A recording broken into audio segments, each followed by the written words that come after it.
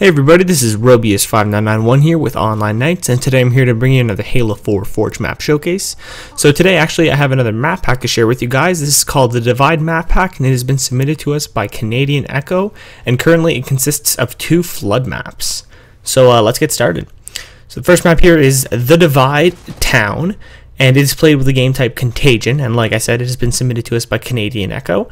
And as you can see, it is just a wrecked, just completely destroyed little suburban or city-like neighborhood, I guess. Right here you have a garage. We got some nice aesthetical touches, and please keep in mind, currently there are only 2 maps in this map pack, but Canadian does plan on making more in the future, so keep an eye out for those because we may give them a feature. So right here you have a kind of like it could easily be a dump area here, kind of a storage type thing. You got the broken walls. These can either be storage cylinders or some kind of a shanty type thing in the back. It really leaves it up to the imagination a little bit, and some very nice aesthetics. Right here we have a bit of a truck there, and once inside you're going to find that there is a saw. It's kind of like a bit of an armored truck there, so a lot of the players are trying to maneuver themselves on top of it. Right there you could see one of the players was going to grab a saw. This is just a little bit of quick gameplay from my perspective here while we were playing. And this definitely is a really fun map. I mean, there's a lot of close quarter combat depending on where you choose to hold out, and overall it's a pretty fun experience. Right there you can see there was a bit of a advertising sign up there. Down into that corner was the road, and right here is there's a lot of these small kind of buildings here. They give you a lot of options on where you can hold out. And I guess this is kind of a good example of the whole The Divide theme, because the map is really divided into all of these different sectors that give you kind of a different holdout experience. So if you want to go into a tight-knit little box area here, there are these singular rooms that are back-to-back. And over here you have what could easily be a bit of a restaurant there or kind of store. And there's a lot of space in here, so there's multiple entrances, but you got a lot more room to fill a lot more people in. So, it's all about the different kind of experiences, what you prefer to hold out in. And it's all up to your own personal preference. So right here we have the convenience store, kind of the market, I guess, or grocery store, whatever. You got all the cool counters, you got the shelves here, everything's been destroyed. The map really gives a story to it. You got a bit of a garage doored area there, which will eventually lead up to this pathway, which is the main roadway up to the roof. And this was one of the preferred camping spots. I personally had another spot that I really enjoyed, which I'll show afterwards. But, right here is kind of a view. You got these crates and this ledge that the zombies can come up, or the humans, depending. But the humans usually end up holding out on the rooftops there, doing their best to survive. Right there's one last little overlook of this area. And once again, I'm just going to give one last little flyover of this section, just so you get a good idea of the whole destroyed concept that he's really done a great job pulling off.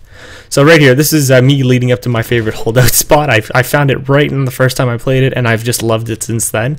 It's all about working your way up to this garage and then jumping up to this light post.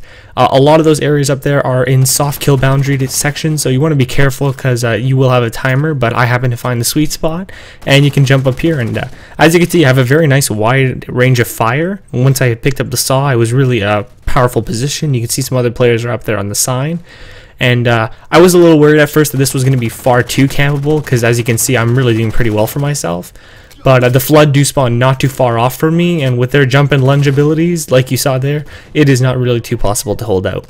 So right here is the second map. It is entitled The Divide High Rise, and this takes place in a skyscraper and is accompanied by the game type Contagion CE. So the main difference with this one, both game types offer kind of a similar experience, but the main difference in this being the amount of hits necessary to kill the players has been changed. That's pretty much it. So as you can see, this is a multi-floored skyscraper type building. He's done a great job of merging it all together with alternative routes on all the sides. So you can, there's a kind of a ripped off bridge type area that would have been on the outside. Here you have one of the floors that's completely caved in and allows access to the upper floors. You got a few little hold areas that you can just drop in to fall down, but to go up you need to use these ramps. Right here we have an elevator in which it's kind of crashed there and is blocking the passageway. You got the light flashing, giving the warning feeling, so that's kind of cool. And lots of ordnances on these maps really helps encourage the players to run around, pick up these weapons, and find a spot they want to hold out in. Right here is one of the windowed areas, and that is the separated part of the adjacent building, so that's kind of cool. Gives you, like I said, more options on where you want to hold out. This is me as Flood. I thought this was pretty fun. I was playing with the damn civilian, and he decided he'd rather jump off rather than me convert him.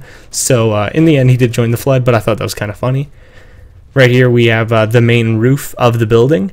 You got this cool kind of a water type silo there just to be holding the water for the building. You got all these nice little aesthetic touches that you're going to see on the rooftop. And over here you have the fallen building, which the flood, this is one of their spawns. They actually have multiple spawns, so it's not really campable, but it gives a cool experience. And once again, there is the multi-floored area I was talking about, and below are the streets. Do not try to fall down there because you will die no matter what. He has the boundaries set up properly, and yeah, so this is just one last little view of all the separate floors, and it really gives a cool dynamic to the map. It throws things off because it can be tricky sometimes when you're trying to figure out the exact positioning of the flood. And yeah, so this is me going at it with the sticky detonator. It was my personal favorite weapon on this map, but as you saw right there, I did almost get killed, and I'll show you maybe a little bit of gameplay of that later on. So these are all the players I want to thank for helping us test out this map. I've only got a few of the sets here, but we've had so many people play this with us, so you know, guys, we really do appreciate it. This was actually so much fun, so I definitely suggest you guys check out Canadian Echo's map pack, and you know, it's really going to give you a fun experience. So this has been Robies5991 here with Online Knights. If you want to have your map featured like this, please check the video entitled The Honorary Knight System, linked at the end of this video. Thank you so much for watching, guys. If you've enjoyed this, please leave us a like and comment and subscribe. We will see you guys next time, and I'm just going to leave you guys with a little bit of footage of me holding out on the roof.